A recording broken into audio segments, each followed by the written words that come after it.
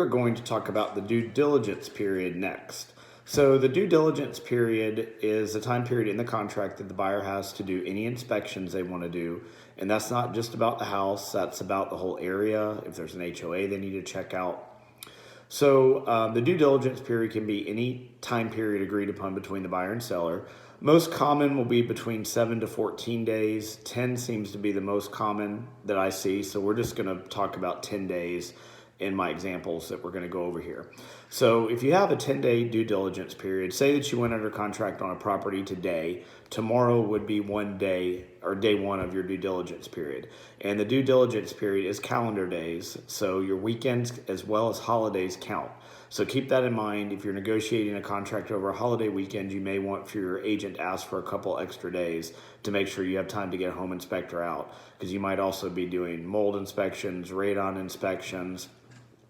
Also, during your home inspection, things could be uncovered like mold that you possibly need to get a mold inspector out, or maybe you need to get a structural or engineer or inspector out after your initial home inspection. Also keep in mind, the seller is not obligated to do anything as far as things go on the inspection. So when something gets uncovered that needs additional inspection, the buyer does need to be prepared that they may need to pay for that. Now, sure, you can go and ask the seller, but they may say no.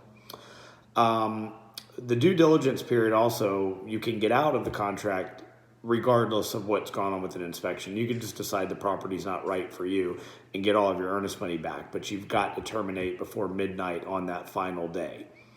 And another thing that's really important that a lot of buyers don't understand is never use a termination during the due diligence period as a threat to a seller. Once you send a termination over, regardless of whether the seller has signed it or not, you have terminated the contract. So they could have a backup contract that moves into first place, or they could just decide they're done with you and they don't want to negotiate with you anymore. So make sure you're 100% sure you are ready to terminate a contract before you do that. It is not something that you just play with as a negotiating tactic. So that is how the due diligence period works. If y'all have any questions, just let us know.